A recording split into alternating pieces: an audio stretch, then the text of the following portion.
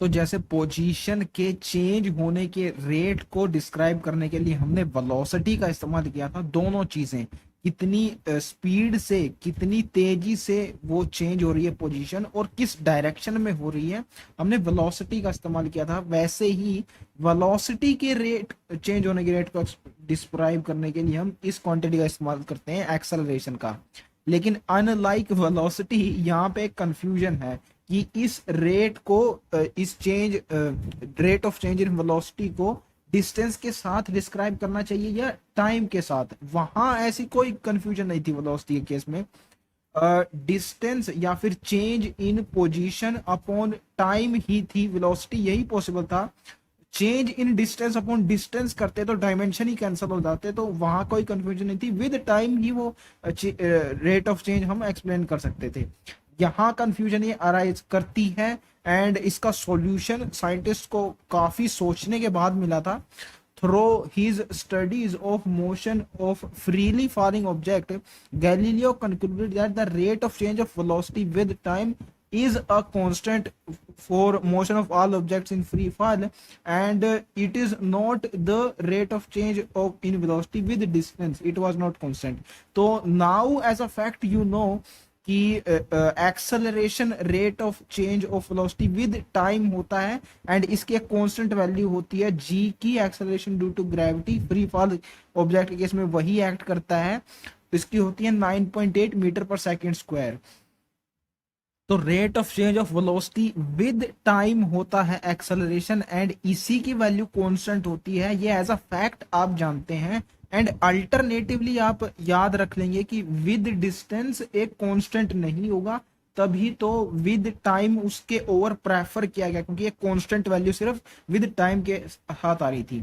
लेकिन ये जो विद डिस्टेंस है ये कांस्टेंट नहीं है, इसकी वेरिएशन कैसी है, ये इंक्रीज कर रहा है या डिक्रीज कर रहा है विद डिस्टेंस से, ये एग्जैक्टली आपको पता लगाने के लिए एग्जैक्ट जो रिलेशन है, जो डेफिनेशन है एक्सेलरेशन की, उस पर जाना होगा। तो dv by d t, now as a fact you know rate of change of velocity with time होता है एक्सेलरेशन। तो इसको हमने लिख लिया। ऊपर नीचे से दोनों तरफ इसको dx से आपको मल्टीप्लाई करना है। इससे कोई चेंज नहीं हुआ इस फॉर्मूला में, क्योंकि अपर साइड न्यूमरेटर और डिनोमिनेटर दोनों साइड में आपने मल्टीप्लाई किया है, तो कैंसिल हो जाएगा। तो dv by d x into d x by d t आ जाएगा इस dv बाई डी टी से। अब देखिए dv बाई डी टी की वैल्यू कॉन्स्टेंट आप जानते हैं 9.8 मीटर पर सेकेंड स्क्वायर। ये एक्सेलरेशन ड्यू टू ग्रेविटी की वैल्यू है, ये कांस्टेंट है। ये टर्म जो कि LHS पे है ये कांस्टेंट है। And dx by d T for the objects in free fall, आप जानते हैं कि ऊपर से आप छोड़िए किसी भी ऑब्जेक्ट को, और जब वो फ्री फॉल करता है तो डिस्टेंस उसका इंक्रीज करता जाता है एज टाइम इंक्रीजेस, क्योंकि एक्सेलरेशन वहां पे एक्ट कर रहा ना, वेलोसिटी लगातार इंक्रीज कर रही है। ये एग्जैक्ट कितना डिस्टेंस इंक्रीज करता है ये भी आपको याद रखना है। ओड नंबर की फॉर्म में इंक्रीज करता है, इसको गैलीलियोज लॉ बोलते हैं ऑफ ओड नंबर्स। तो अभी के लिए सिर्फ इतना याद रखिए कि डिस्टेंस इंक्रीज करता है तो dx बाई डी टी ये फैक्टर इंक्रीज करेगा फ्री फॉल के केस में। एंड क्योंकि ये LHS में dv by d t constant है, तो इस dx by d t increase कर रहा है, तो dv बाई डी एक्स इसको डिक्रीज करना होगा to compensate this increase of dx by d t. And कुछ dx by d t increase करेगा, कुछ dv by d x decrease करेगा। ओवरऑल रिजल्ट ये होगा कि dv by d t constant रहेगा। तो यहां से आपने देखा dv by d x, the rate of change of velocity with distance, ये डिक्रीज कर रहा है with increasing distance free fall के केस में। यहां से ये प्रूफ होता है। तो it decreases the rate of change of velocity with distance decreases with increasing distance of fall. That's how you can explain this fact. This led to the concept of acceleration as the rate of change of velocity with time, not with distance, because with time he acceleration की value constant आ रही थी। Average acceleration can be defined as the change of velocity divided by the time interval, just like it is average velocity की तरह ही है। वहां पे change in position था, बस यहाँ पे change in velocity है। एंड टाइम के साथ ही डिफाइंड है दोनों के केसेस में ये रेट ऑफ चेंज। तो this would B average acceleration and इसकी यूनिट होती है metre per second square. Metre per second होती है वेलोसिटी की। इसमें चेंज सिर्फ इतना है कि वेलोसिटी का ही टाइम के साथ चेंज लिया गया है, तो उसको और से टाइम से डिवाइड करें तो मीटर पर सेकंड स्क्वायर हो जाएगा। It is SI unit. Average acceleration is the slope of the straight line connecting point V2, T2 and V1, T1। ये तो ग्राफ दिया हुआ है, ये फिगर 3.7। बेसिकली ये एक वीटी ग्राफ है एंड जैसे एक्सटी ग्राफ की स्लोप होती है वेलोसिटी, वैसे ही वीटी ग्राफ की स्लोप होती है एक्सेलरेशन। एवरेज वेलोसिटी वहां थी, यहाँ पे एवरेज एक्सेलरेशन हुआ, तो यहाँ पे बताया गया है V2 minus V1 upon T2 minus T1। ये होगी अपनी एवरेज एक्सेलरेशन की वैल्यू। एंड ये जो फिगर 3.7 है पिछले पेज पे दिया हुआ है, हमने देखा था इसमें 0 से 10 सेकंड के बीच में नॉन यूनिफॉर्म मोशन हो रहा था, मींस एक्सेलरेशन इंक्रीज कर रहा था उस केस में। एक्सेलरेशन नहीं, बेसिकली वेलोसिटी इंक्रीज कर रही थी, तो एक्सेलरेशन प्रेजेंट था, क्योंकि चेंज इन वेलोसिटी एक्सेलरेशन होता है, वेलोसिटी चेंज हो रही है एंड इंक्रीज हो रही है, इसका मतलब एक्सेलरेशन प्रेजेंट होगा। तो 0 से 10 सेकंड के बीच में एवरेज एक्सेलरेशन की वैल्यू यहाँ पे निकाली हुई है बेसिकली तीनों इंटरवल्स में। 24 मीटर पर सेकंड वेलोसिटी हो रही है at the instant of 10 second, and 0 पे 0 ही थी। सो इन दोनों वैल्यूज को पुट कीजिए, 2.4 मीटर पर सेकंड स्क्वायर आ जाएगा average acceleration between this interval. ऐसे ही 10 से लेके 18 सेकंड में हमने देखा था flat straight line parallel time axis आ रही थी 3.7 फिगर में, यानी वेलोसिटी चेंज नहीं हो रही थी, कांस्टेंट थी। वेलोसिटी अगर कांस्टेंट है तो एक्सेलरेशन 0 होगा, क्योंकि चेंज इन वेलोसिटी एक्सेलरेशन होता है। 18 से 20 के सेकंड में वेलोसिटी डिक्रीज कर रही थी एंड एक्सेलरेशन जब वेलोसिटी को इंक्रीज करता है तो पॉजिटिव होता है, डिक्रीज कर रहा है तो नेगेटिव होगा।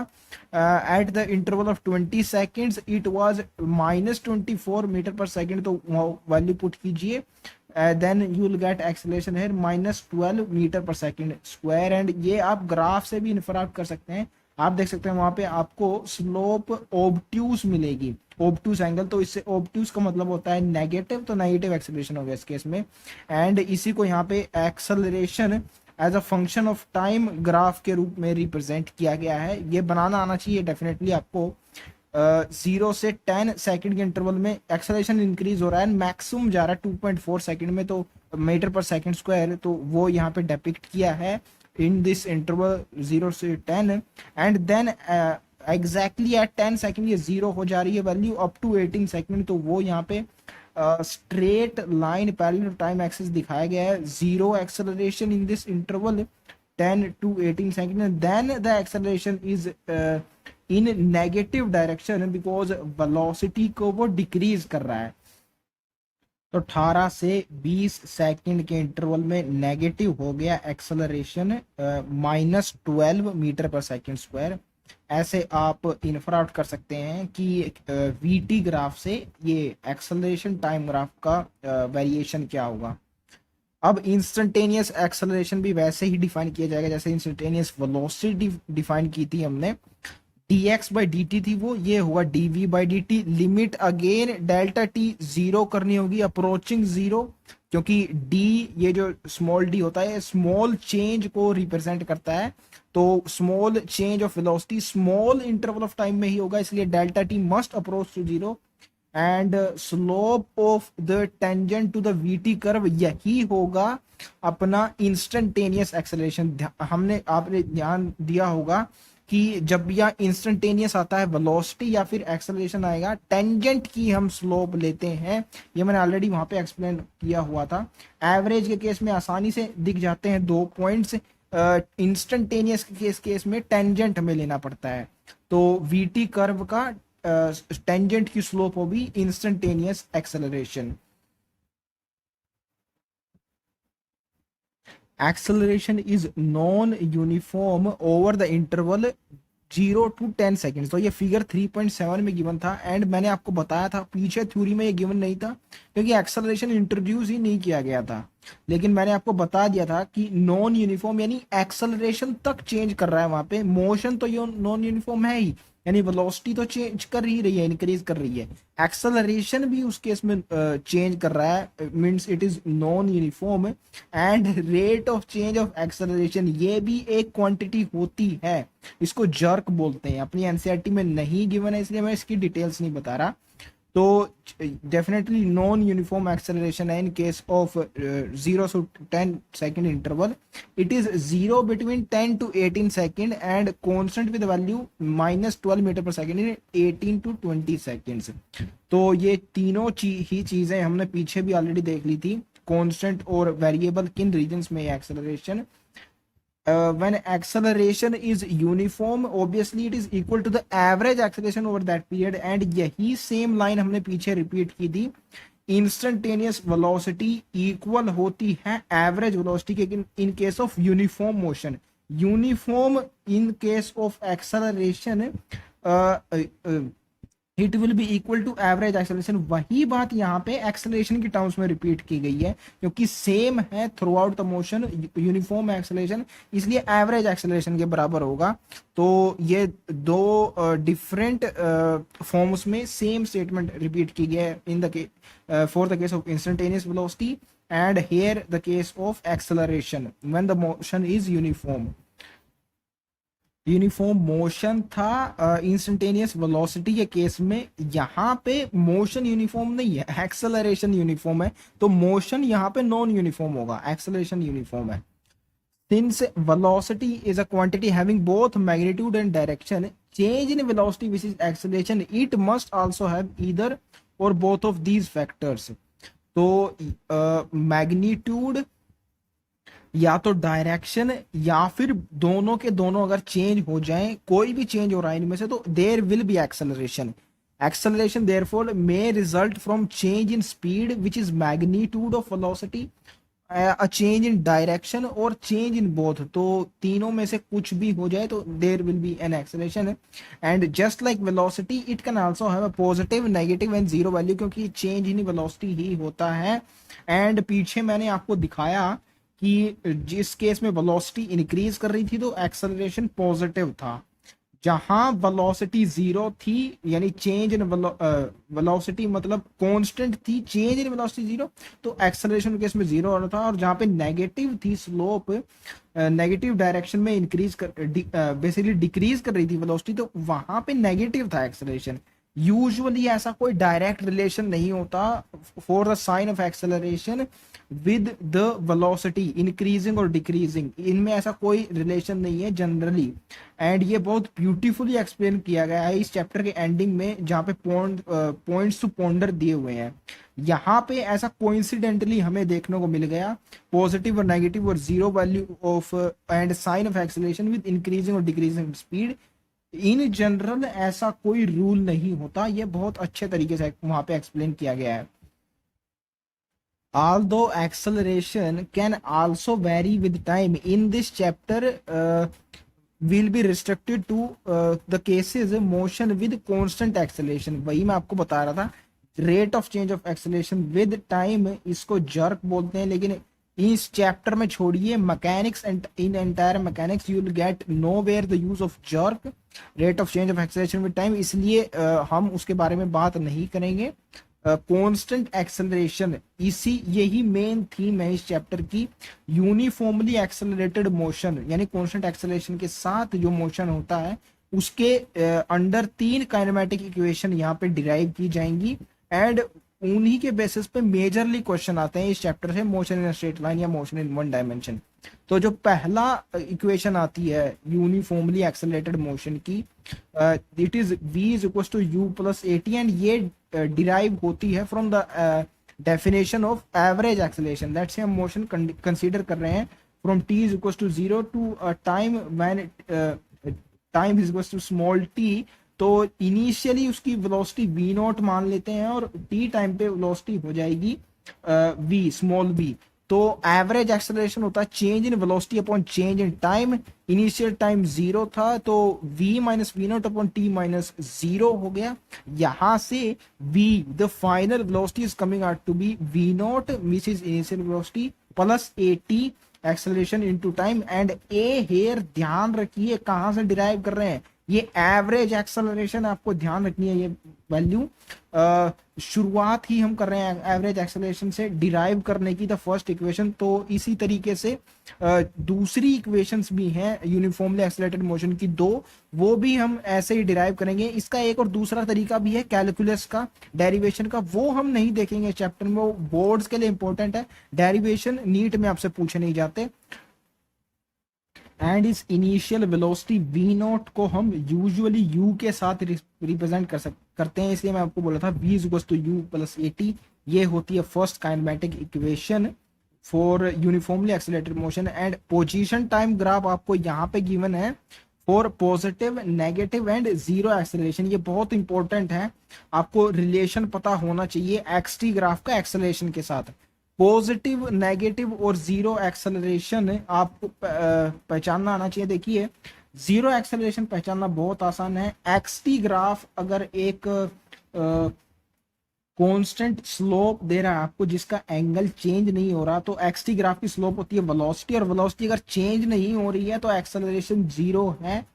यूजुअली जनरली ऐसा आप मानते हैं, तो एक्सेलरेशन जीरो हो जाएगा इस केस में। ये आसान है, इन दोनों को आपको ट्रिक से याद रखना होगा, ये सीधे सीधे नहीं देखे जा सकते ऐसे। पॉजिटिव एक्सेलरेशन में देखिए इस केस में स्माइल जैसा कुछ बन रहा है, तो इससे आप याद रख सकते हैं कि जो आदमी पॉजिटिव होता है वो हमेशा स्माइल करता रहता है। एंड यहाँ पे नेगेटिव एक्सेलरेशन के केस में ये सैड जैसा फेस बन रहा है, तो इससे आप याद रख सकते हैं कि नेगेटिव एक्सेलरेशन में ये सैड जैसा फेस बनेगा, डाउनवर्ड कर्व होगी और अपवर्ड कर्व होगी पॉजिटिव एक्सेलरेशन के केस में एक्सटी ग्राफ की। इस तरीके से इन तीनों को लर्न किया जा सकता है।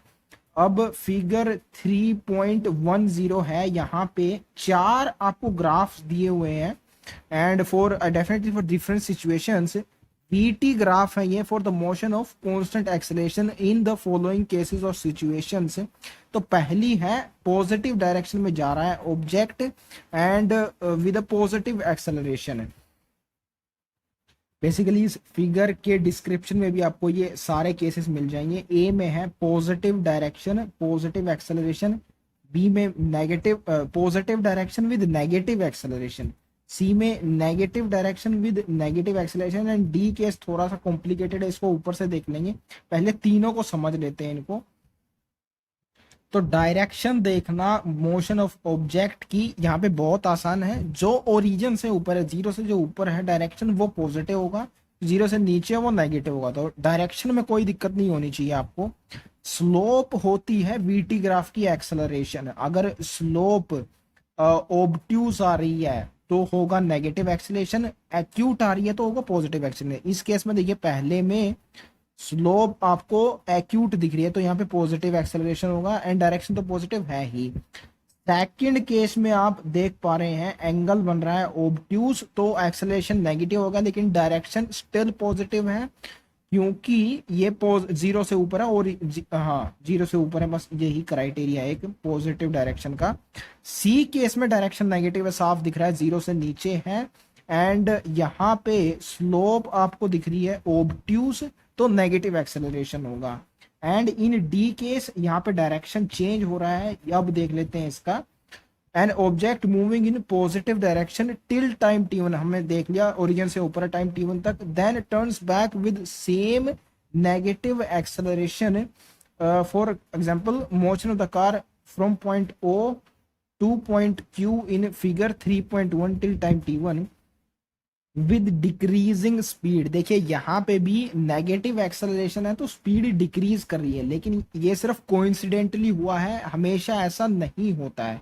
ये बेसिकली वही केस है जो हमने पीछे देखा था 0 से 10 सेकेंड और 18 से 20 सेकेंड वाला, turning back and moving with same negative acceleration. तो इसमें कुछ नहीं हो रहा है, एक्सेलरेशन नेगेटिव ही है through out the motion, change सिर्फ इतना है कि टाइम t1 के बाद अपनी डायरेक्शन चेंज कर ले रहा है वो, यही यहाँ पे रिप्रेजेंट किया गया है। देखिए स्लोप आपको यहाँ पे ऑब्ट्यूज दिखेगी तो नेगेटिव एक्सेलरेशन है, बस टाइम t1 के बाद उसने डायरेक्शन चेंज कर रही है ऑपोजिट डायरेक्शन में, नेगेटिव डायरेक्शन मूव कर रहा है एंड नेगेटिव वेलोसिटी हो जाएगी इसकी, बस इतना चेंज है। तो यहाँ पे ऐसे रिप्रेजेंट किए VT graph for constant acceleration. जी हाँ, स्लोप कांस्टेंट है वीटी ग्राफ की, तो acceleration constant in all of this cases. ये जो मैंने पॉइंट्स लिखे हैं सिर्फ इतना ही हाईलाइट किया है इनमें, जो कि इंपॉर्टेंट था। An interesting feature of VT graph for any moving object is that area under the curve represent displacement over a given time interval. Interesting feature इसको इसलिए बोल रहा है क्योंकि एक्सटी ग्राफ के साथ ये पॉसिबल नहीं है, सिर्फ वीटी ही ग्राफ ऐसा है इस चैप्टर में एटलीस्ट जो दो चीजें आपको बताता है। उसकी स्लोप बताती है एक्सेलरेशन, एंड उसकी कर्व के नीचे का एरिया बताता है डिस्प्लेसमेंट। बेसिकली ये दोनों डिफरेंट चीजें हैं। Slope dv by d t ये डिफरेंशिएशन से आती है, एंड एरिया इंटीग्रेशन से आता है।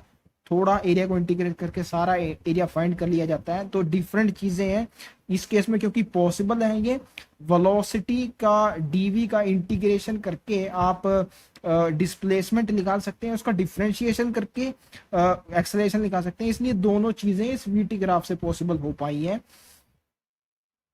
एंड ये नेक्स्ट पेज पे आपको बताया गया है एरिया। देखिए इस केस में area under VT curve equals to displacement of the object over a given time interval.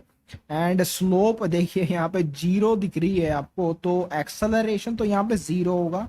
Displacement निकाली जा सकती है एरिया से, एंड एरिया आप यहाँ पे देख सकते हैं u velocity at certain time interval capital T, and ये आपको एक स्क्वायर जैसा दिख रहा है। स्क्वायर का एरिया होता है लेंथ का मल्टीप्लिकेशन, लेंथ इनटू ब्रेड्थ होता है बेसिकली, और यहाँ पे लेंथ है u एंड ब्रेड्थ है कैपिटल T, तो एरिया हो जाएगा इस केस में u into T. So area होता है displacement of VT graph. This is an important characteristic, interesting feature of VT graph. Note that XT, VT and AT graphs in the several figures of this chapter have sharp kinks at some points, implying that functions are not differentiable at this point. In any realistic situation, the functions will be differentiable at all the points and the graph will be smooth. तो differentiable function कौन सा होता है basically, जिसकी slope हमें clearly visible हो, and slope ही तो होती है ये differentiation dx by d t d v by d t, slope ही होती है।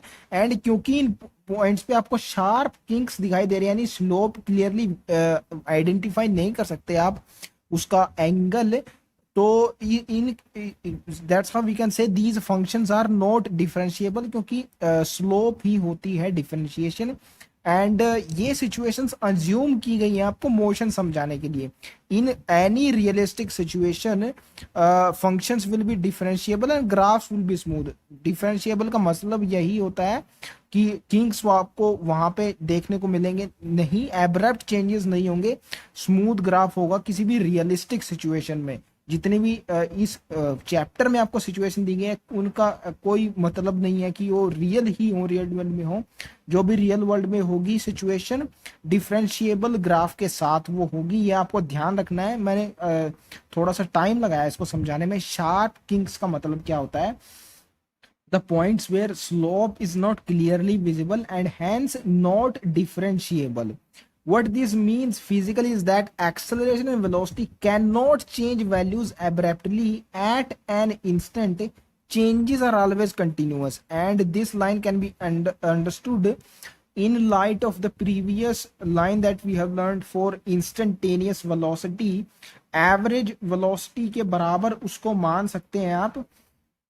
This is the case for uniform motion, and उसके नीचे जो पॉइंट दिया हुआ है that instantaneous velocity can be equal to instantaneous speed, always ऐसा होता है। इसका मैंने रीजन आपको वहां पे बताया था। उस छोटे से इंस्टेंट ऑफ टाइम में आप अज्यूम कर सकते हैं कि ऑब्जेक्ट मूव कर रहा है स्ट्रेट लाइन में और डायरेक्शन चेंज नहीं कर रहा है। ये दोनों चीजें आप अज्यूम कर सकते हैं क्योंकि वहां पे तो मोशन एब्रप्टली चेंज नहीं हो रहा, तो एक्सेलरेशन और वेलोसिटी की भी वैल्यू एब्रप्टली चेंज नहीं होती, ऐसा हम अजम्पशन कर सकते हैं। It is valid. So changes are always continuous there, this is a certainty, and that's why we can say that in any realistic situation graph these sharp kings cannot be located at a particular instant of time। उस तरीके से आप इसको समझ सकते हैं, क्योंकि possibility ही नहीं है एब्रप्ट चेंजेस की छोटे से interval of time at that instant. अब kinematic equation for uniformly accelerated motion हम डिराइव करेंगे। एक इक्वेशन हमने ऑलरेडी डिराइव कर ली है पहली, v equals to u plus a t which is already obtained. And मैं इंपॉर्टेंट इसलिए बोल रहा था डिस्प्लेसमेंट को the area under v t curve, क्योंकि उससे rest of the two equation हमें डिराइव करनी है, तो इसलिए I was considering it important. ये देखिए वी टी कर्व का एरिया दिखाया गया आपको यूनिफॉर्म एक्सेलरेशन के लिए विच विल बी डिस्प्लेसमेंट। तो यहाँ पे दो एरियाज आपको दिए हुए हैं, एक स्क्वायर का है और एक ट्रायंगल का है। The combination of these two areas would be the displacement. We t graph है ये। एंड पहले ट्रायंगल का एरिया देख लेते हैं। आप जानते हैं ट्रायंगल का एरिया होता है half into base into height. Half लिखा, फिर बेस देखिए क्या फॉर्म कर रहा है इस ट्रायंगल का, टी टाइम इंटरवल फॉर्म कर रहा है, तो स्मॉल टी बेस हमने लिख दिया। और हाइट देखिए वी नॉट, यहाँ तक स्पीड उस पार्टिकल की है, उसके बाद इनिशियल स्पीड है, ये फाइनल स्पीड हो गई ये वी। तो आपको अगर इस इंटरवल की स्पीड चाहिए तो that would be v minus v naught, क्योंकि वी नोट हम ऑलरेडी नीचे कैलकुलेट कर चुके हैं, v में से निकालनी होगी, तो this would be v minus v naught. It would be the height in this case, half into base into height, ये हो गया एरिया ट्रायंगल का, और नीचे स्क्वायर है इसका लेंथ इंटू ब्रेड्थ एरिया होता है, तो वी नोट इंटू टी हो जाएगा इसका area. And that's how in दोनों का एडिशन हो जाएगा। The displacement of the object in this case x से डिनोट कर रहे हैं, तो x is equal to half into v minus v naught into t plus v naught into t. अब हमने पहली इक्वेशन से ये लर्न कर लिया था कि v is equal to v naught plus a t, ऐसे v माइनस वी नोट आ जाएगा ए टी के इक्वल। इसकी वैल्यू यहाँ पे आपको पुट करनी है, तो x equal to half into a t square plus v naught t, ये सेकेंड इक्वेशन आपके पास आ जाएगी यूनिफॉर्मली एक्सेलरेटेड मोशन की। तो इसको भी हमने डिराइव किया है area under v t graph which is displacement. And इससे जो नेक्स्ट इक्वेशन है that will be derived using both first and second equation. ये सेकंड इक्वेशन में जो हमने x is equal to half v minus v naught, ये v naught काफी बड़ा साउंड कर रहा है, मैं इसको u ही बोलूंगा, आप इनिशियल वेलोसिटी समझेंगे इससे। तो यहाँ से half v minus u by two, ये टी से मल्टीप्लाई हो रहा है, and half v t minus half u t by two, half ही हो गया वो, प्लस वी यू टी। देखिए वी टी यहाँ पे और हाफ वी टी पीछे है, तो पॉजिटिव वी टी बच गया, तो यहाँ से टोटल बचा v plus u by two. That's what I want to say, ये आ जाएगा यहाँ पे x is equal to v plus u by two, and v plus u initial plus final velocity by two, ये हो गई average velocity multiplied by time. Average velocity यही होती है initial plus final by two. Constant acceleration of course यार uniformly accelerated motion की ही हम बात कर रहे हैं, and it is valid for constant acceleration only. अगर एक्सेलरेशन चेंज कर रहा है तो एवरेज वेलोसिटी इस तरीके से नहीं आएगी। वेरिएबल एक्सेलरेशन के केस में क्या होता है ये हमें जानने की भी जरूरत नहीं है, क्योंकि कहीं आता ही नहीं है वो, एटलीस्ट हमारी बुक में। तो ये अरिथमेटिक मीन यही होता है, इनिशियल और फाइनल यहाँ पे जोड़ा गया है। जितनी भी चीजें आपको जोड़नी है उनको जोड़िए, और जितनी चीजों को जोड़ा उसमें उनके नंबर से डिवाइड कीजिए। v1 plus v2 plus vn divide by n, ये होगा अरिथमेटिक मीन। यहाँ पे सिर्फ दो ही जोड़ रहे हैं हम, इनिशियल और फाइनल, तो दो से डिवाइड कर दिया, v plus u by two, ये होगा एवरेज वेलोसिटी। एंड ये पहली चीज हमने डिराइव की from the second equation. First equation से हम टाइम की वैल्यू ले लेंगे v माइनस यू बाई ए, तो इन दोनों का यूज करके अब इसको पुट करना है x is equal to v t में, एवरेज वेलोसिटी में। डिस्प्लेसमेंट की ही इक्वेशन में पुट करना है, इसलिए मैं बता रहा ना, वो इंपॉर्टेंट है। तो इन दोनों को यहाँ पुट किया, v plus u and v minus u, इन दोनों का मल्टीप्लिकेशन होता है v square minus u square. ये आप मैथमेटिकल ये फॉर्मूला है, आपको पता होगा, a square minus b square का होता है, a plus b into a minus b, तो वहीं से ये आया है। एंड जो मैथमेटिकल रिलेशंस फिजिक्स में यूज होते हैं और एनसीईआरटी में हैं, सिर्फ आपको वही लर्न करने हैं, ज्यादा से आप अपना दिमाग खराब नहीं करना है आपको। तो v square minus v square यहाँ से ऊपर आ गया और नीचे डिनोमिनेटर में हो गया 2a। This is the third equation of motion, v square is equal to u square plus 2ax। यहाँ पे x है डिस्प्लेसमेंट, डिस्टेंस नहीं है। ध्यान रखना आपको डेरिवेशन किन चीजों से की जा रही है, किन किन तरीकों से। एवरेज एक्सेलरेशन से हमने पहली इक्वेशन डिराइव किया था, एंड उसके बाद area under the VT curve displacement से की थी। तो एक्स यहाँ पे डिस्प्लेसमेंट है, ए है average acceleration, and v u को तो आप जानते ही हैं। हर एक टर्म का सिग्निफिकेंस आपको पता होना चाहिए, पूछा जा सकता है आपसे। So that's how we derived all of these 3 equations for uniformly accelerated motion. यहाँ पे इकट्ठा इनको लिख दिया गया है, एंड ये तीनों इक्वेशंस हमने डिराइव किए हैं by assuming that at time is equal to 0, particle zero पे यानी ओरिजिन पे है। अगर पार्टिकल ने पहले ही कुछ डिस्टेंस ट्रैवल कर लिया जब हम ऑब्जर्व कर रहे हैं मोशन को, नॉन जीरो है यानी उसकी डिस्प्लेसमेंट है एक्स नोट है से, तो हमें डिस्प्लेसमेंट को सिर्फ x माइनस एक्स नोट से रिप्लेस करना है, जो कि सिर्फ 2 ही इक्वेशन होगा, पहली में तो आती ही नहीं है डिस्प्लेसमेंट। एंड यहीं से क्लियर हो रहा है कि ये डिस्टेंस नहीं है, डिस्प्लेसमेंट है।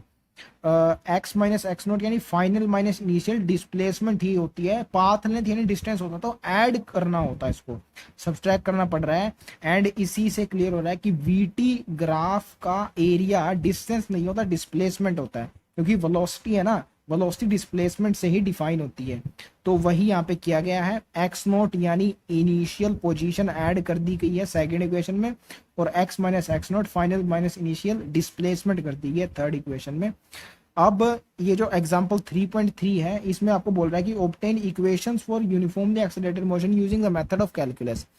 ये आप कर सकते हैं, बोर्ड में ये आ सकता है। इंटीग्रेशन और डिफरेंशिएशन का इस्तेमाल होगा यहाँ पे हाई लेवल पे, नीट में किसी काम का नहीं है ये डेरिवेशन, इसलिए मैं इसको स्किप कर रहा हूँ। तीनों इक्वेशन हमने ऑलरेडी जान ली है कैसे आई। पहली v is equal to u plus 80, x is equal to ut plus half 80 square second, and the third one is v square is equal to u square plus 2as, या x displacement ही होती है, आप कुछ भी नाम से उसको pronounce कर सकते हैं। ये एक एडवांटेज जरूर आपको याद रखनी है इस कैलकुलस वाले मेथड की, दैट एडवांटेज ये है इसकी कि it can be used for non uniform accelerated motion also. हमने पीछे जो तीनों इक्वेशन डिराइव की हैं, पहले हमने स्टार्टिंग की है एवरेज एक्सेलरेशन और उसके बाद यूनिफॉर्मली एक्सेलरेटेड मोशन से ही हमने वो तीनों इक्वेशन डिराइव की है। ए उसकी एक पर्टिकुलर कांस्टेंट वैल्यू थी ना एवरेज एक्सेलरेशन की, चेंज तो नहीं हो रही थी वो, तो ग्राफिकल मेथड से आप निकालते हैं तो कौन यूनिफॉर्म एक्सेलरेटेड मोशन के लिए निकाल सकते हैं। इस कैलकुलस वाले मेथड का एडवांटेज ये है कि यहाँ पे नॉन यूनिफॉर्मली एक्सेलरेटेड मोशन के लिए भी ये तीनों काइनेमेटिक इक्वेशन ड्राइव की जा सकती हैं। रीजन इसका ये है क्योंकि इसमें डिफरेंशिएशन इन्वॉल्व है, and non uniformly accelerated motion यानी चेंज हो रहा है वो मोशन, तो डिफरेंशिएशन चेंज को ही निकालने के लिए यूज करते हैं। चेंज ऑफ एक्सेलरेशन जर्क होता है, तो क्योंकि यहाँ पे डिफरेंशिएशन इन्वॉल्व है इसलिए नॉन यूनिफॉर्म एक्सेलरेशन के लिए भी कर सकते हैं इसको। इस एडवांटेज को जरूर से आपको याद रखना है क्योंकि मेंशन कर दी गई है एनसीईआरटी में। अब है real numerical of this chapter, example 3.4। A ball is thrown vertically upward with a velocity 20 meter per second from top of a multi-story building, and इस बिल्डिंग की हाइट है 25 मीटर। आपको बताना है कि कितना हाइट पे जाएगी, कितना हाईएस्ट मैक्सिमम हाइट आपको बतानी है बाल की, और दूसरा कितना समय उसको लगेगा ग्राउंड में हिट करने में। ध्यान रखिए, बिल्डिंग पे हिट करने में नहीं, आपने ऊपर फेंका और ग्राउंड पे हिट करना है। इन द फर्स्ट पार्ट आपको गिवन है initial velocity, and at the maximum height आप जानते हैं उसकी वेलोसिटी 0 हो जाएगी, स्टेशनरी उसको कंसीडर कर सकते हैं एट दैट इंस्टेंट। तो final velocity 0, initial velocity 20 meter per second, and time आपको चाहिए क्योंकि हवा में रह रही है ये बाल, तो एक्सेलरेशन इस पे एक्ट कर रहा होगा g, जिसकी वैल्यू आपको गिवन है 10 मीटर पर सेकेंड स्क्वायर। तो final velocity which is 0, initial velocity 20 minus g t आ जाएगा, टी आपको यहाँ से निकालना है, तो 20 डिवाइड बाई 10, तो यहाँ से 2 सेकेंड्स आपके पास आंसर आ जाएगा for the time required by the ball to reach the maximum height. ये बेसिकली सेकंड केस में यूज होगा, जहां पे हाउ लॉन्ग पूछा है, टाइम सेकंड में पूछा है, या फर्स्ट ए पार्ट में आपसे सिर्फ हाइट पूछी है। तो हाइट दो इक्वेशंस में है, सेकंड और थर्ड में, और टाइम की रिक्वायरमेंट होती है सेकंड में, जो कि हमें नहीं गिवन है, तो सेकंड इक्वेशन यूज नहीं करेंगे, हम थर्ड इक्वेशन यूज करेंगे। फाइनल वेलोसिटी जीरो हो जाती है मैक्सिमम हाइट पे, तो zero is equal to u square plus two s, u square by two a, this would be the maximum height. And initial velocity का square हो गया 400 divide by 2 into 10 यानी 20, 400 divide by 20, यहां से आपका answer आ जाएगा 20 meter for the maximum height. अब जो सेकंड केस है कि कितना टाइम उसको ग्राउंड पे हिट करने में लगेगा, इसमें वो कैलकुलेशन यूज होगी जो मैं आपको शुरुआत में बता रहा था कि 2 सेकेंड उसको ऊपर जाने में लगेगा टाइम, वो आगे यूज होगा। इसको बेसिकली दो मेथड से किया जा सकता है, एंड आपको बताना है कि इनमें से कौन सा आसान है। एनसीईआरटी की मत देखिए कि कौन सा एनसीईआरटी आसान बता रही है। तो पहला तो सीधे कैलकुलेशन से इसको किया जा सकता है, साइंस आपको चेंज करने होंगे। इसके लिए इस प्रॉब्लम को दो पार्ट्स में स्प्लिट करना होगा। पहला पार्ट जब वो मैक्सिमम हाइट तक रीच करेगा, मैं आपको ऑलरेडी बता चुका हूं, 2 सेकंड उसको लगेगा टाइम।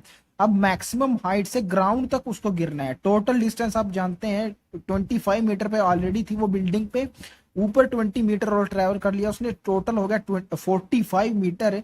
अब ये डिस्टेंस ऑफ फॉल है ना, आपको इससे टाइम निकालना है, इस कितना टाइम लगेगा। डिस्टेंस और टाइम को रिलेट करती हुई सिर्फ एक ही यूनिफॉर्मली एक्सीलरेटेड मोशन की इक्वेशन है जाती है, सेकंड इक्वेशन। तो आपको सोचने की जरूरत नहीं है, सेकंड इक्वेशन इसमें लगानी है। यूटी वाली टर्म जीरो हो जाएगी क्योंकि इनिशियल वेलोसिटी जीरो है मैक्सिमम हाइट पे, तो हाफ जी टी स्क्वायर ही यहाँ पे सिर्फ लगेगा। 45 is equal to half g t square, 2 गया एलएचएस में, तो 90 is equal to g t square हो जाएगा, एंड जी हो गया 10, तो 90 by 10, 9 is equal to t square, यहाँ से T2 आ जाएगा 3 second.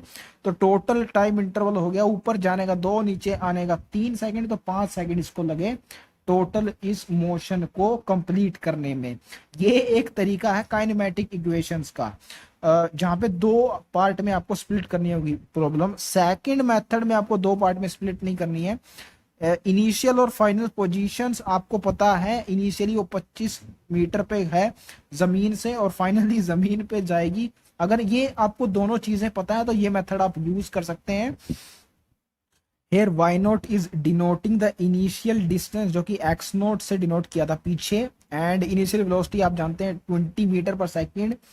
Finally y is the final displacement, zero यानी ग्राउंड पे आना है उसको। And acceleration due to gravity हमेशा नीचे की ओर एक्ट कर रहा है, मोशन का अपवर्ड मोशन अगर पॉजिटिव में है तो -10 मीटर पर सेकंड स्क्वायर हो जाएगा। सिर्फ टाइम इसमें अननोन है, सेकंड इक्वेशन में सिर्फ एक ही अननोन वेरिएबल है। तो यहाँ से आप जब वैल्यूज पुट करेंगे देन आपके पास ये क्वाड्रेटिक इक्वेशन आ जाएगी, जिसके लिए आपको सोल्व करना होगा क्वाड्रेटिक, तब जाके 5 सेकंड आंसर आ जाएगा। एनसीईआरटी बोल रही है कि सेकंड मेथड बेटर है बिकॉज इसमें आपको वरी नहीं करना होता पाथ ऑफ द मोशन के लिए, कहाँ पे वो पॉजिटिव पाथ फॉलो कर रहा है और कहाँ पे नेगेटिव डायरेक्शन हो गया उसका, इसके लिए वरी नहीं करना है। इनिशियल और फाइनल पॉइंट्स आप जानते हैं, सीधे इक्वेशन लगा दीजिए, आपके पास टाइम का आंसर आ जाएगा। लेकिन मैं बोल रहा हूँ कि अगर आपको क्वाड्रेटिक इक्वेशन सोल्व करना लेंदी लगता है और टाइम कंज्यूमिंग लगता है तो काइनेमेटिक इक्वेशन वाला मेथड ही सही रहेगा। लेकिन एनसीईआरटी ने क्या रीजन दिया है सेकंड मेथड के पीछे, ये भी आपको पता होना चाहिए। क्वाड्रेटिक इक्वेशन आप ऑलरेडी जानते होंगे, -b plus minus under root of b square minus 4ac upon 2a, इतनी बड़ी ये इक्वेशन होती है, इसको याद रखना इतना मुश्किल है। मुझे याद है क्योंकि 11-12 में मेरे पास मैथ्स भी था, बायो वाले बच्चों को यूजुअली याद नहीं रहती है। तो इस इक्वेशन में a x square minus b x, a square plus b x plus c ये होती है इज इक्वल टू 0। ये एक्चुअल वो इक्वेशन है जिसके लिए x की वैल्यू हम निकालते हैं बाय दिस क्वाड्रेटिक इक्वेशन है। x की जगह यहाँ पे t रिप्लेस किया तो t आ जाएगा इससे। a की जगह 5 है जो कि आपको यूज करना है इक्वेशन में, एंड माइनस b की जगह 20 है, बेसिकली b की जगह -20 है। तो कंपेयर करके आप कर सकते हैं इस इक्वेशन को, c की जगह -25 है। यहाँ पे क्योंकि एसेंशियली यूज नहीं करनी पड़ रही है क्वाड्रेटिक इक्वेशन, इसलिए मैंने आपको लिखा नहीं है कहीं भी उस इक्वेशन को।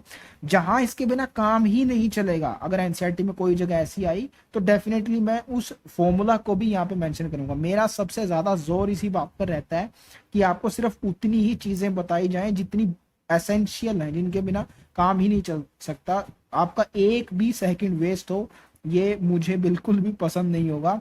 सो इसलिए मैंने यहाँ पे क्वाड्रेटिक इक्वेशन मेंशन नहीं करी है। नाउ एग्जांपल 3.5, इसमें कुछ सॉल्व नहीं करना, आपको कंसेप्ट बताया गया है फ्री फॉल का। Discuss the motion of an object under free fall. तो इसके नाम से क्लियर हो रहा है ये चीज क्या है। फॉल हो रही है कोई बॉडी, तो उस पे एक फोर्स तो डेफिनेटली एक्ट कर रही है, दैट इज ग्रेविटेशनल फोर्स, जिसके इन्फ्लुएंस में वो नीचे फॉल कर रही है। फ्री वर्ड का यहाँ पे सिग्निफिकेंस ये है कि it is not under the influence of any other force. यहाँ पे आपको नेग्लेक्ट करना होगा एयर रेजिस्टेंस। एयर रेजिस्टेंस मतलब एयर की वजह से ऊपर की ओर कोई फोर्स लग रही है उस पे, इसको नेग्लेक्ट करना होगा। एंड यही एक पॉसिबिलिटी है यार, किसी भी फॉलिंग बॉडी के लिए उस पर कोई फोर्स लग सकती है, एयर की ही पॉसिबिलिटी है, उसको नेग्लेक्ट किया जा रहा है यहाँ पे, इसलिए फ्री फॉल इसको बोलते हैं। तो an object released near the surface of earth is accelerated downward under the influence of force of gravity. If you neglect the air resistance it will be called free fall. If the height through which the object falls is small compared to the earth radius, g can be taken to be constant. This is important assumption, क्योंकि gravitation chapter में आप देखेंगे कि g की value change होती रहती है height के साथ भी और डेप्थ के साथ भी। इसलिए यहाँ पे हाइट स्मॉल लेना एक एसेंशियल अजम्पशन है for the value of g to be constant. And अगर आप स्मॉल हाइट ले रहे हैं तो constant value 9.8 meter per second square आप मान सकते हैं इसकी। Free fall is this a case of uniform acceleration. जी हाँ, स्मॉल हाइट क्योंकि कंसीडर कर रहे हैं आप, एक कांस्टेंट वैल्यू है तो यूनिफॉर्म एक्सेलरेशन का केस हो गया ये। तो जितनी भी काइनेमेटिक इक्वेशंस हैं फॉर यूनिफॉर्मली एक्सेलरेटेड मोशन वो फ्री फॉल में भी इक्वली वैलिड हैं, ये बताने की कोशिश हो रही है आपको यहाँ से। If you assume the motion to be in y direction, more correctly in minus y because we are taking upward direction to be positive। तो अगर ऊपर वाले डायरेक्शन को ओरिजिन से ऊपर आप पॉजिटिव लें तो फ्री फॉल के केस में नेगेटिव डायरेक्शन में मोशन हो रहा है नीचे की ओर, तो माइनस वाई इसलिए इसको बोला है। ऑलवेज डाउनवर्ड ही एक्ट करती है एक्सेलरेशन ग्रेविटी, तो इसलिए हमेशा उसकी वैल्यू नेगेटिव होगी। अगर आप अपवर्ड मोशन को पॉजिटिव ले रहे हैं तो माइनस जी होगा, -9.8 meter per second square. Released from rest y is equal to 0 position है एक ऑब्जेक्ट की, एंड इनिशियल वेलोसिटी 0 होगी बिकॉज रेस्ट से रिलीज कर रहे हैं उसको, स्टेशनरी है पहले। तो एक्सेलरेशन ड्यू टू ग्रेविटी की वैल्यूज कैसे चेंज करेंगी ये आपको बताया जा रहा है। एक्सेलरेशन नहीं, basically equations of accelerated motion कैसे चेंज हो रही हैं ये बताया गया है। आपने क्योंकि इनिशियल वेलोसिटी 0 ली है, फ्री फॉल का केस है, तो u यहाँ पे 0 हो जाएगा, प्लस 80 होता है वहां पे, v is equal to u plus 80, minus g यहाँ पे लेंगे a की जगह, तो माइनस जी लिया तो -9.8t आ जाएगी पहली इक्वेशन। और दूसरी इक्वेशन में अगेन u 0 तो पहली टर्म 0 हो जाएगी एंड -12 gt स्क्वायर हो जाएगा, तो यहाँ से 4.9 टी स्क्वायर आ जाएगी second equation. Third one again यहाँ पे देखिए -2gy लिया है, ये इन्होंने यहाँ तो ठीक लिया है एनसीईआरटी ने, लेकिन ऊपर जब उसने y इज इक्वल टू 0 बोला तो इस वे में ये भी टर्म 0 हो जानी चाहिए ना, तो यहाँ पे y नहीं होगा, यहाँ पे y0 होगा। इसको आप चेंज कर सकते हैं, y0 initial distance 0 release from rest, तो ये y0 0 एंड यहाँ पे डिस्प्लेसमेंट होती है y माइनस y0, तो उस केस में y0 0 हो गया तो सिर्फ y बचा, -2gy in the third equation, -19.6y meter square per second square. इसको ऐसे क्योंकि v स्क्वायर है ना, मीटर पर सेकंड होता है, v स्क्वायर हो गया metre square per second square, तो ये थर्ड इक्वेशन हो जाएगी। And that's how free fall के केसेस में यूनिफॉर्मली एक्सेलरेटेड मोशन की इक्वेशंस भी वैलिड होती हैं, कैसे वेरी करती हैं ये यहाँ पे बताया है। अब आगे वेरिएशन दी है आपको एक्सेलरेशन, वेलोसिटी एंड डिस्टेंस की with time in the form of this graphs, and this would be interesting to note. Acceleration की वेरिएशन कुछ नहीं होती फ्री फॉल के केस में। 9.8 meter per second square, minus में इसलिए क्योंकि हमेशा डाउनवर्ड ऐड करता है, कांस्टेंट वैल्यू होती है। अब इसके कोरिस्पोंडिंग वेलोसिटी और डिस्टेंस का क्या ग्राफ होगा, कि आप उन कंसेप्ट के बेसिस पर इन्फर कर सकते हैं जो हमने ऑलरेडी पढ़ लिए हैं इस चैप्टर के अंदर। पहले वीटी ग्राफ दिया हुआ है एंड एक्सेलरेशन अगर नेगेटिव है एंड वीटी ग्राफ की स्लोप होती है एक्सेलरेशन, तो स्लोप यहाँ पे ऑब्ट्यूज होगी, देखिए ऑब्ट्यूज एंगल बन रहा है। एंड फिर एक्सटी ग्राफ गिवन है एंड आप हमने देखा था कि नेगेटिव एक्सेलरेशन के केस में ऐसे सैड सा फेस बनता है, तो वही यहाँ पे बन रहा है। इसे आप याद रखते हैं कि ये एक्सटी ग्राफ है फॉर नेगेटिव एक्सेलरेशन, यही एक तरीका होता है इसको याद रखने का। तो that's how motion under free fall के लिए एक्सेलरेशन, वेलोसिटी और डिस्टेंस की वेरिएशन होती है, ग्राफ में इनको ऐसे प्लॉट किया जा सकता है। अब एग्जांपल 3.6 में अगेन आपको कुछ कैलकुलेट नहीं करना है। Galileo's law of odd numbers इसमें आपको बताया गया है। एंड आप जानते हैं गैलीलियो ने पीछे भी देखा था हमने कि फ्री फॉल को स्टडी किया था गैलीलियो ने, एंड दैट्स हाउ एक्सेलरेशन को भी इन्होंने ये डिस्कवर किया था कि उसकी चेंज होता है एक्सेलरेशन वेलोसिटी का with time. The distance travelled during equal intervals of time by a body falling from rest, free fall का केस है, stand to one another in the same ratio as odd numbers beginning with unity 1 3 5 7। तो ये as a fact आपको याद रखना है, बहुत useful होगा ये काइनेमेटिक्स के क्वेश्चंस को यूज करने में। The distance covered by an object moving with uniform acceleration, free fall भी यूनिफॉर्मली एक्सेलरेटेड मोशन का केस होता है। Total distance covered varies in an seconds, वो ओड नंबर का रेशियो होता है, and the distance covered in nth second, basically total distance square होता है क्योंकि टोटल ज्यादा होगा ना, और जो nth सेकेंड में कवर्ड है वो ओड नंबर के रेशियो में वेरी करता है। इसको मैं लिख देता हूं, total distance uniformly accelerated motion के केस में पहली सेकंड में 1 मीटर डिस्टेंस ट्रेवल करेगा, उसके बाद स्क्वायर में वेरी करना, तो दूसरी सेकंड में 4 होगा, 2 का स्क्वायर 4, फिर 3 का 9 और 4 का 16, ऐसे करके स्क्वायर ऑफ द सेकंड्स जिनमें आपको डिस्टेंस ट्रेवल करना है ये टोटल डिस्टेंस होगा।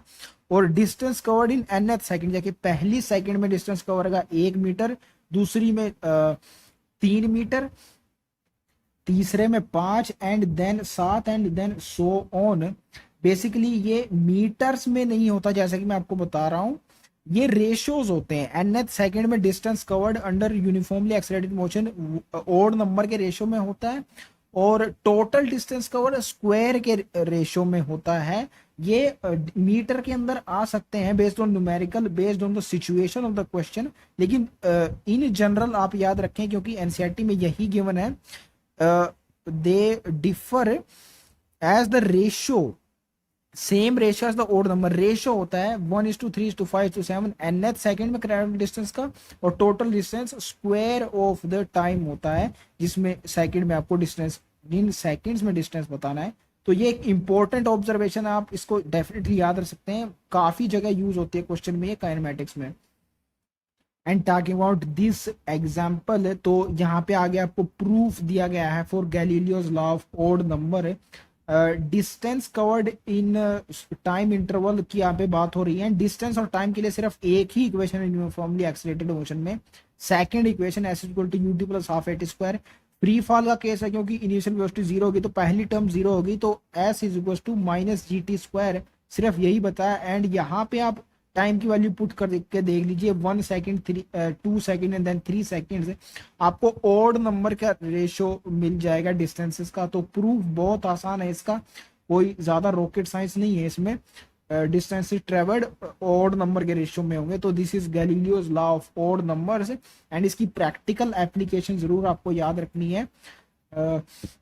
नाउ एग्जांपल 3.7 स्टॉपिंग डिस्टेंस के बारे में ये बता रहा है, and as the name suggests it is the distance that the object moves before it stops।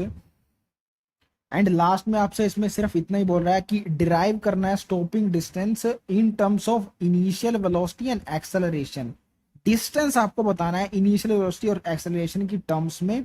Distance, initial velocity और एक्सेलरेशन, ये तीनों चीजें दो इक्वेशंस में आपको मिल जाएंगी, थर्ड एंड फोर्थ इक्वेशन।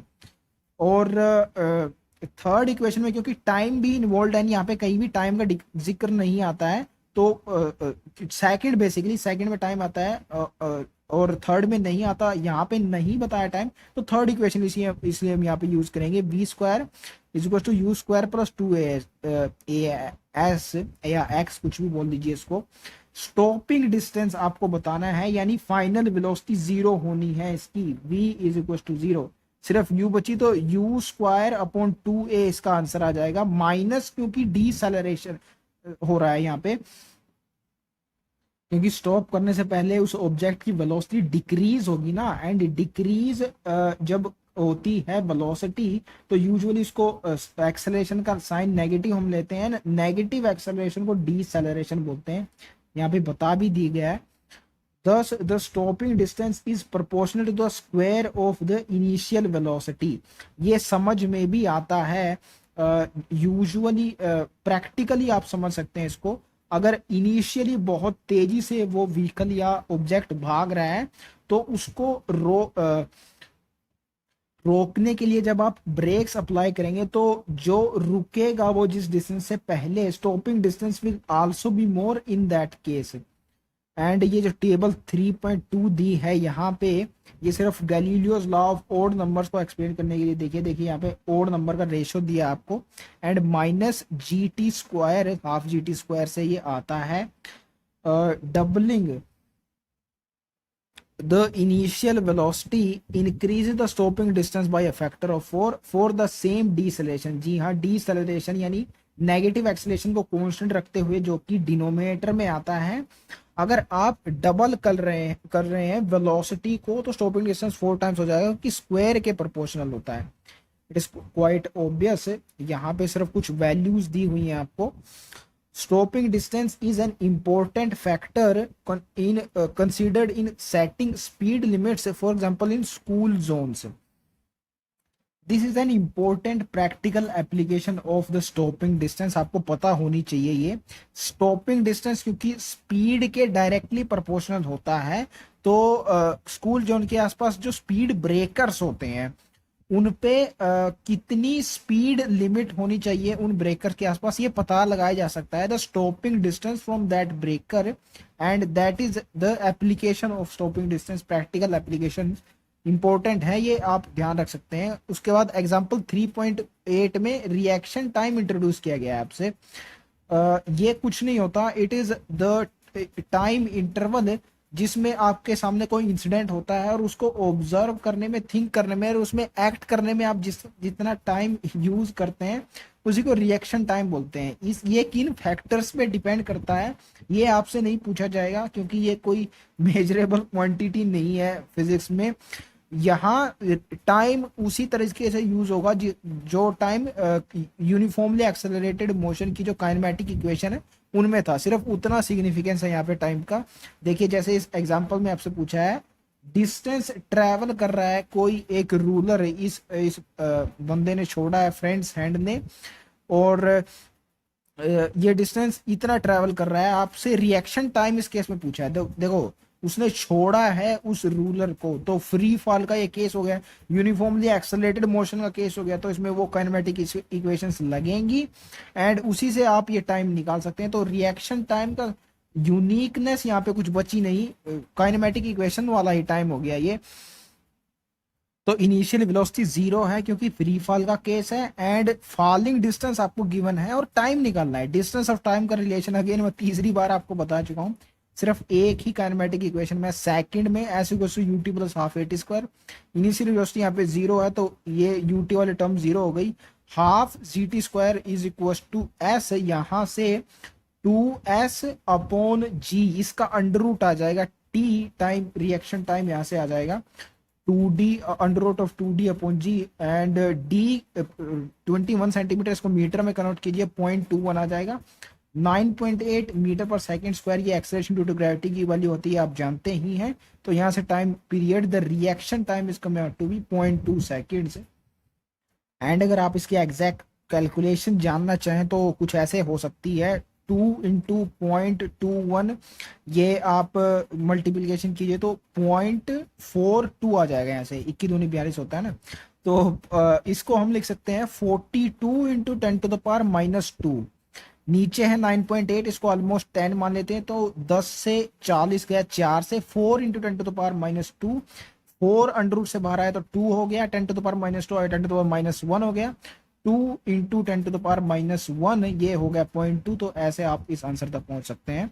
आगे है the concept of relative velocity, ये बहुत सिंपल है। Relative velocity VAB = VA - VB, तो सिंपल सा कंसेप्ट है ये। इसके बाद ये लास्ट कंसेप्ट है बेसिकली इस चैप्टर का। इसके बाद एक्सरसाइज हमें करनी है और एनसीईआरटी एग्जाम्पलर क्वेश्चंस हमें करने हैं। तो 1-1.5 घंटे का एक लेक्चर और डेफिनेटली इसमें ऐड होगा इस चैप्टर में। यहाँ से 2 घंटे से ऊपर निकल जाएगा, इसलिए उसको नेक्स्ट लेक्चर में कर लेना ही सही रहेगा।